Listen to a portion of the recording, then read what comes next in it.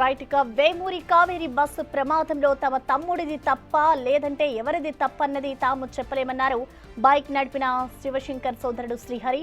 Accident ఎప్పుడు జరిగిందన్నది తమకు తెలియదన్నారు.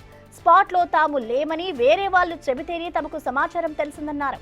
నిన్న రాత్రి డోన్ కు వెళ్లి వస్తున్నారని తమ సోదరుడు శివశంకర్ చెప్పాడన్నారు శ్రీహరి.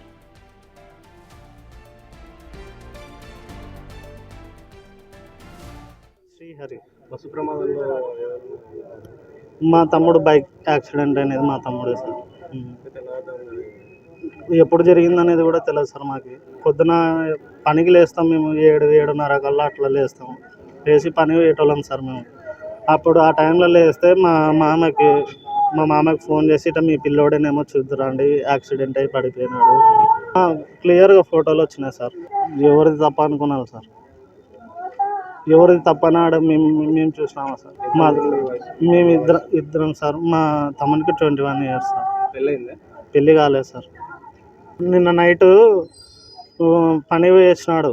పని పోయేసి ఇంట్లో క్యారియర్ ఇచ్చేసి నేను ఇట్లా పోతున్నా అనే మాటలు రోజు చెప్పేవాడు. నిన్న చెప్పాలా ఫోన్ చేసినారు ఇంటి వాళ్ళే 10:30 గట్ట ఫోన్ చేసినారంట. ఎక్కడనో 10:30కు ఎప్పుడో సెర్చ్ చేసినారు. దీనిపై మరింత సమాచారాన్ని మా ప్రతినిధి అనిల్ లైవ్ ద్వారా అందిస్తారు. అనిల్, మనం చూస్తున్నాం ఇటు ఏదైతే ఉదయం కర్నూలు రోడ్డుపై ప్రమాదం జరిగిందో బస్సుని తొలగించే క్రమంలో కూడా ఇటు క్రెయిన్ ఆపరేటర్ కి గాయాలైనట్లుగా తెలుస్తుంది. ప్రస్తుతం అసలు అక్కడ సిచ్యువేషన్ ఏ విధంగా ఉంది, ఇటు క్రెయిన్ ఆపరేటర్ పరిస్థితి ఎలా ఉంది? మరొక వైపు చూసుకుంటే ఇటు వేమూరి కావేరి బస్సు ప్రమాదం జరిగిన తర్వాత ఇటు బైక్ నడిపిన వ్యక్తి సోదరుడు కూడా ఇటు స్పందించారు కాబట్టి ఓవరాల్ గా ఘటనకు సంబంధించి అసలు వాళ్ళు ఏమంటున్నారు, క్రెయిన్ ఆపరేటర్ పరిస్థితి ఎలా ఉంది అనిల్?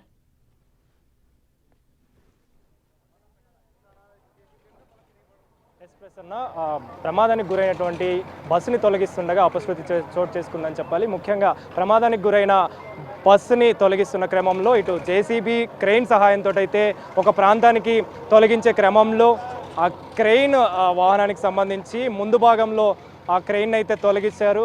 క్రెయిన్ ఆ బస్సుని తొలగిస్తున్న క్రమంలో ఆ వాహనం ఒక్కసారిగా అంటే ఈ క్రెయిన్ ఏదైతే ఉందో ఆ క్రెయిన్ ఒక్కసారిగా అటువైపుగా వాలిపోయిందని చెప్పాలి. వాలిపోతున్న కారణంలో వాలిపోయిన తర్వాత వెంటనే డ్రైవర్ కూడా అప్రమత్తమయ్యాడు. అప్రమత్తమైన తర్వాత డ్రైవర్ కూడా స్వల్ప గాయాలతోటి బయటపడ్డాడని చెప్పాలి. అయితే ఈ ప్రమాదానికి సంబంధించి ఉదయం నుంచి కూడా అంటే దాదాపు కొన్ని గంటల పాటు ఉదయం 3:30 సమయంలో ప్రమాదం చోటు చేసుకున్న తర్వాత ఆ వాహనానికి సంబంధించి పూర్తి ఆధారాలు సేకరించి బాడీలన్నింటినీ కూడా సేకరించిన అనంతరం తొలగించిన అనంతరం దానికి సంబంధించి ఆ వాహనాన్ని తొలగించాలని అధికారులు నిర్ణయం తీసుకున్న తర్వాతనే 2 క్రెయిన్ల సహాయంతో అదేవిధంగా ఒక జేసీబీ సహాయంతో ఆ వెహికల్ని అయితే తొలగించడం జరిగింది. తొలగించిన క్రమంలోనే ఒక అపశృతి చోటు చేసుకుంది. ముఖ్యంగా క్రెయిన్కి సంబంధించి ముందు భాగంలో క్రెయిన్ని దీనికి సంబంధించి అయితే ఏర్పాటు చేయడం జరిగింది. ముందు భాగం నుంచి సపోర్ట్ తీసుకొని ఆ తర్వాత వెనక భాగం నుంచి మరొక క్రెయిన్ సహాయంతో వాహనాన్ని అయితే సైడ్కి చేశారు. కానీ సైడ్కి చేస్తున్న క్రమంలో ఈ పక్కకి వాలుగా ఉండడం డౌన్గా ఉండడంతో గమనించని వాహనం అంటే క్రెయిన్ వాహనదారుడు ఎవరైతే క్రెయిన్ నడుపుతున్నారో ఆ వ్యక్తి గమనించకపోవడంతో ఆ క్రెయిన్ అనేది ఒక్కసారిగా వాలిపోయింది, బోల్తా పడిన క్రమంలో ఒక్కసారిగా అప్రమత్తమైన క్రెయిన్కి సంబంధించిన డ్రైవర్ స్వల్ప గాయాలతో అయితే బయటపడ్డాడని చెప్పాలి. ప్రస్తుతం దానికి సంబంధించే క్రెయిన్ బోల్తా పడిన తర్వాత దాన్ని తొలగించేందుకు మరొక క్రెయిన్ సహాయంతో జేసీబీ సహాయంతో అయితే ఆ క్రెయిన్ని పైకి లేపుతున్న విజువల్స్ అయితే మీరు గమనించవచ్చు. బస్సుకు సంబంధించి పూర్తిగా ఒక సైడ్కి అయితే తీసుకురావడం జరిగింది. ఒక సైడ్కి తీసుకొచ్చి పక్కనైతే పెట్టారు. ఆ పక్కన పెడుతున్న క్రమంలోనే ఈ క్రెయిన్ అనేది బోల్తా పడుతున్న క్రమంలో డ్రైవర్ అప్రమత్తం అవడంతో ప్రాణ నష్టం అనేది జరగకపోవడం, ప్రాణాపాయం అనేది జరగలేదని చెప్పాలి. కానీ తనకి మాత్రం కాలు ఫ్రాక్చర్ అయినట్టుగా, కాలుకి దెబ్బ తగిలినట్టుగా కూడా తెలుస్తుంది. ప్రెజెంట్ అయితే తన్ని స్థానిక ఆసుపత్రికి అయితే తరలించారు. తనకి మెరుగైన చికిత్స అందించే విధంగా ఆ హాస్పిటల్లో వైద్యం అందించే విధంగా అయితే చర్యలు తీసుకుంటున్నారు. అయితే దీనికి సంబంధించే కొద్దిసేపటి క్రితమే బస్సుని పక్కకి సైడ్ చేశారు. కానీ ఆ విజువల్స్లో మీరు గమనిస్తే క్రెయిన్ ఎప్పుడైతే పడిపోయిందో ఆ క్రెయిన్ పడిపోయిన దగ్గర నుంచి కూడా ఆ క్రెయిన్ని తొలగించేందుకైతే చర్యలు అయితే కొనసాగుతున్నాయి. దాదాపు అర్ధగంట నుంచి కూడా సహాయక చర్యలు అయితే కొనసాగుతున్నాయని చెప్పాలి. ముందు భాగంలో ఆ బస్కి అటాచ్ చేయడం, ఆ చైన్ని అటాచ్ చేసిన క్రమంలో ఆ చైన్ అనేది ఒకసారిగా వెయిట్ అనేది హెవీ లోడ్ అనేది పడడం, డౌన్గా ఉండడంతో వెహికల్ అనే ట్రైన్ అవతల పడిపోయిన క్రమంలోనే ఆ క్రెయిన్ని తొలగించడానికి ప్రజెంట్ ఒక జేసీబీ క్రెయిన్ కూడా ప్రెజెంట్ అయితే సహాయక చర్యలు చేపడుతున్నాయని చెప్పాలి. ఇందుకు సంబంధించే సహాయక చర్యలు కొనసాగుతున్న పరిస్థితి మనకు కనిపిస్తుంది.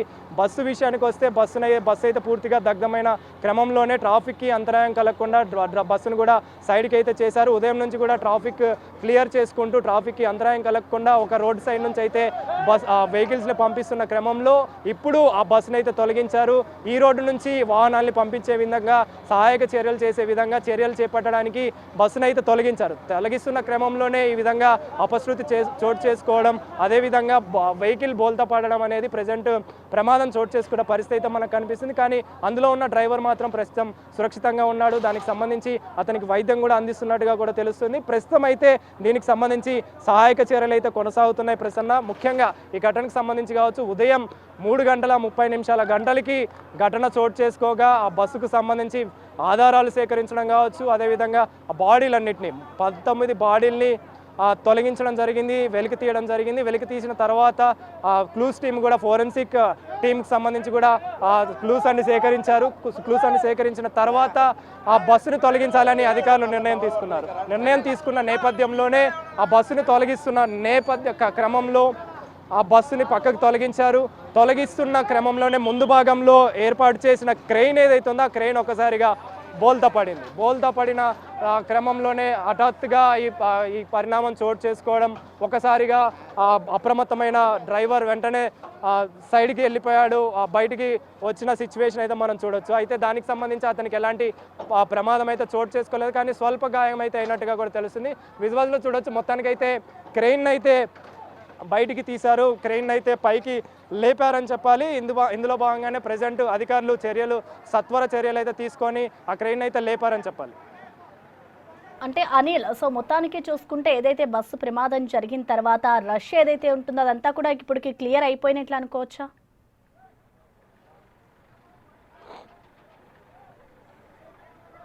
ఎస్ ప్రసన్న, ఉదయం నుంచి కూడా అంటే 3:30 గంటల సమయంలో ఎప్పుడైతే ప్రమాదం చోటు చేసుకున్నప్పటి నుంచి కూడా ట్రాఫిక్కి సంబంధించి అంటే ఒకే వేలో ఒకే రోడ్డు వైపు నుంచి హైవే వైపు అయితే ఆ వెహికల్స్ని పంపించడం జరిగింది. ఆ వెహికల్స్ని పంపించే క్రమంలో ఎలాంటి ఇబ్బందులు కలగకుండా వాటికి కూడా చర్యలు తీసుకున్నారు. కానీ ఇదంతా కూడా కంటిన్యూ అవుతే ట్రాఫిక్కి మరింత పెరిగే అవకాశం ఉంటుంది, అంతరాయం కలిగే అవకాశం ఉంటుంది. కాబట్టి బస్సుకు సంబంధించి కూడా ఇప్పటికే ఆ బాడీలన్నింటినీ కూడా తొలగించారు. చనిపోయినటువంటి బాడీలని కూడా మార్చరీకి పంపించిన అనంతరం క్లూస్ టీం కూడా వాటికి సంబంధించిన ఆధారాలు సేకరించిన తర్వాతనే బస్సుని తొలగించాలని అధికారులు నిర్ణయం తీసుకున్న నేపథ్యంలోనే ఈ 2 క్రెయిన్ల సహాయంతో ఒక జేసీబీ సహాయంతో ఆ బస్సుని ఆ ప్రమాద స్థలం నుంచి ఒక రోడ్డు పక్కకి అయితే తీసుకురావడం జరిగింది. తీసుకొచ్చిన అనంతరం ఈ ప్రమాదం అయితే చోటు చేసుకుంది. అయితే స్వల్ప గాయాలతోటి ఆ క్రెయిన్ డ్రైవర్ అయితే బయటపడ్డాడని చెప్పాలి. ప్రస్తుతం అయితే ట్రాఫిక్ సంబంధించి కూడా అన్ని క్లియర్ చేశారు. ఈ క్రెయిన్ని తొలగించిన అనంతరం ట్రాఫిక్ క్లియర్, అంతరాయం కలగకుండా ఈ రోడ్ నుంచి హైవే మీదుగా బెంగళూరు వైపుకు వెళ్తున్న నేపథ్యంలో హైవే మీదుగా అయితే ఈ రోడ్ నుంచి కూడా వాహనాలని వదిలే అవకాశం అయితే మనకు కనిపిస్తుంది. ఇందులో భాగంగానే ప్రస్తుతం ఆ క్రెయిన్కి సంబంధించి కావచ్చు, అదేవిధంగా అందులో ఉన్నటువంటి వ్యక్తికి సంబంధించి కావచ్చు, ఆ వ్యక్తికి ఎలాంటి ప్రమాదం అయితే చోటు చేసుకోలేదు, స్వల్ప గాయాలతో అయితే బయటపడ్డాడని చెప్పాలి. క్రెయిన్ కూడా బయటకైతే వెలికి తీశారని చెప్పాలి.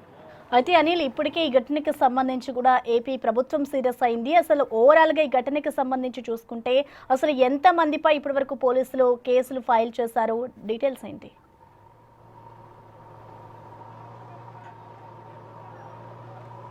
ప్రస్తుతం అయితే దీనికి సంబంధించి ఏపీ ప్రభుత్వం సీరియస్గానే ఉందని చెప్పాలి. అంటే ఎప్పుడైతే ఈ ప్రమాదం చోటు చేసుకుందో, అంటే ఈ ప్రమాదం చోటు చేసుకోవడానికి గల కారణం డ్రైవర్ నిర్లక్ష్యం అనేది కనిపిస్తుంది. అధికారులకు సంబంధించి కూడా యాజమాన్యంపై కూడా చర్యలు తీసుకుంటామని చెప్పేసి కూడా ఇప్పటికే ప్రభుత్వం నిర్ణయం తీసుకుంది. కాబట్టి ఇందులో భాగంగానే కేసు కూడా నమోదైంది. కేసు నమోదైన నేపథ్యంలో దర్యాప్తు అయితే వేగవంతం చేశారు. ఆ వేగవంతంలో భాగంగా ఈ నిర్లక్ష్యానికి కారణం ఏంటి, ఇంత పెద్ద మొత్తంలో ప్రమాదం చోటు చేసుకోవడానికి గల కారణం ఏంటి, అసలు ఇంత పెద్ద మొత్తంలో ప్రమాదం చోటు చేసుకుంటున్న నేపథ్యంలో డ్రైవర్ యొక్క పాత్ర ఏ విధంగా ఉందనేది కూడా ప్రజెంట్ అయితే అధికారులు దృష్టి సారించారని చెప్పాలి. ఇందులో భాగంగానే దానికి సంబంధించిన వివరాలన్నీ కూడా సేకరిస్తున్నారు. ప్రజెంట్ పోలీసుల అదుపులో డ్రైవర్లు 2 కూడా ఉన్నారు. వాళ్ళకి సంబంధించి వివరాలు అయితే సేకరిస్తున్న నేపథ్యంలోనే ఎస్పీ చెప్తున్న వివరాల ప్రకారం బస్సు ప్రమాదానికి గురి కావడానికి ఆ రోడ్డు మీద యాక్సిడెంట్ జరిగిన క్రమంలో ఆ బండి అనేది ముందు భాగంలో ఇరుక్కుపోవడంతో అది డ్రైవర్ గమనించకపోవడం లేదా గమనించినా కూడా పట్టించుకోకపోవడంతో ఈ ప్రమాదం చోటు చేసుకుందా అనే కోణంలో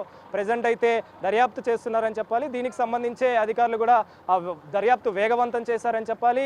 ప్రజెంట్ అయితే బస్సును కూడా తొలగించారు. ఆ తర్వాత దానికి సంబంధించి తదుపరి కార్యాచరణ ఏ విధంగా ఉండబోతుంది అనేది కూడా తెలియాల్సి ఉంది. ప్రభుత్వం ఇప్పటికే ఏపీకి సంబంధించి కావచ్చు, తెలంగాణకు సంబంధించి కావచ్చు పూర్తిగా చర్యలు తీసుకుంటామని చెప్పేసి కూడా ఇప్పటికే తెలపడం జరిగింది. ట్రావెల్ బస్ విషయానికి వస్తే వేమూరి కావేరీ ట్రావెల్కి సంబంధించి యాజమాన్యులపైన కూడా ఖచ్చితంగా చర్యలు ఉంటాయని చెప్పేసి తెలంగాణ మంత్రి జూపల్లి కృష్ణారావు కూడా ఘటన స్థలానికి చేరుకొని చెప్పడం జరిగింది మీడియా ముఖంగా. ఇందులో భాగంగానే ఖచ్చితంగా ఎవరైతే ఈ ప్రైవేట్ ట్రావెల్స్ నడుపుతున్నారో డ్రైవర్లకు సంబంధించి కావచ్చు, డ్రైవర్లు ఎవరైనా నిర్లక్ష్యంగా వ్యవహరిస్తే వాళ్ళపైన కూడా ఖచ్చితంగా కఠిన చర్యలు తీసుకుంటామని చెప్పేసి చెప్పడం జరిగింది. కేసు నేపథ్యంలో ఖచ్చితంగా వాళ్ళపైన కఠిన శిక్షలు ఉండే అవకాశం కూడా మనకు కనిపిస్తుంది ప్రసన్న. అయితే అనిల్, ఇప్పటికే చూసుకుంటే ఈ బస్సు ప్రమాద ఘటనకి సంబంధించి ఇప్పటివరకు కూడా కావేరీకి సంబంధించిన హెడ్స్ ఎవరు కూడా స్పందించలేదు, యాజమాన్యం కూడా స్పందించలేదు. మరొక వైపు చూసుకుంటే ఆ మృతుల కుటుంబాలు అసలు ఈ ఘటనకి సంబంధించి ఏం చెప్తున్నాయి? వారు ఏమైనా అటు కావేరీ బస్సుకు సంబంధించిన యాజమాన్యాలు ఎవరైతే ఉన్నారో వాళ్ళ నుంచి ఏమైనా డిమాండ్ చేస్తూ ఉన్నారా?